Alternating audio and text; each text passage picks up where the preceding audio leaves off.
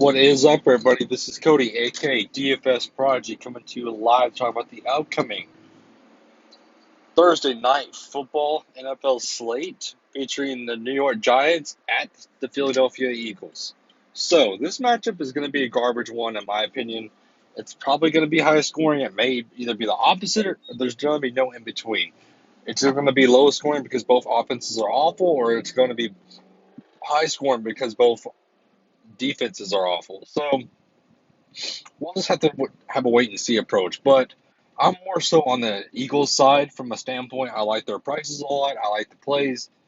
I'm just more so on the Eagles. So let's start off at the very top with Carson Wentz. I think he thrives in this matchup. I think that this is the matchup that he's going to bounce back in.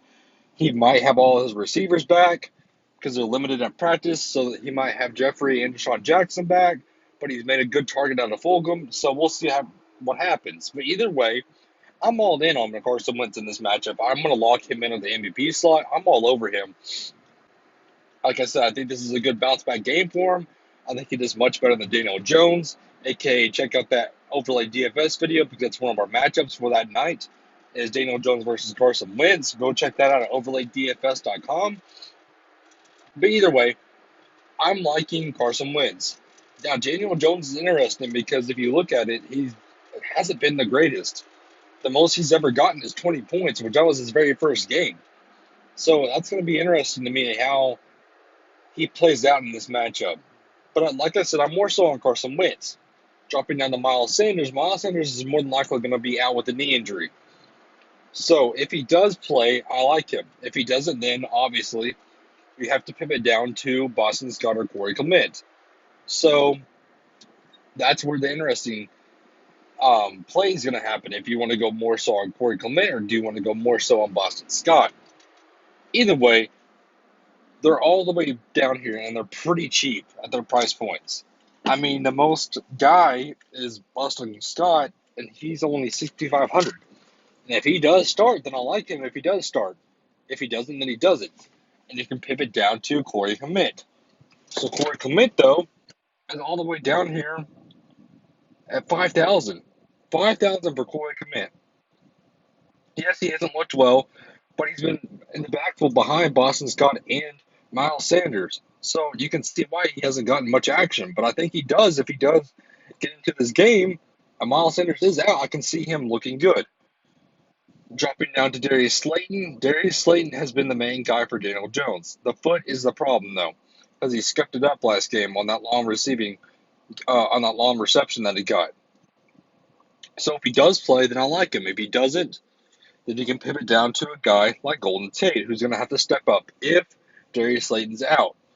If Darius Slayton's in, I'm not more so on Golden Tate whatsoever. Dropping down to Travis Fulgham.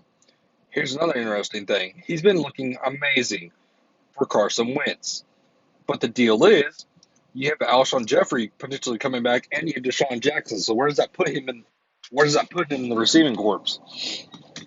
So I do like him if Alshon Jeffrey is out. But if both of them are out, then I love him. I'm locking him in. But if both of them are back, Deshaun Jackson and Alshon Jeffrey, be careful with Travis Fulgham. Zach Ertz is out, and so is Dallas Carter. So who's going to be the tight end now for the Eagles? That's the main question.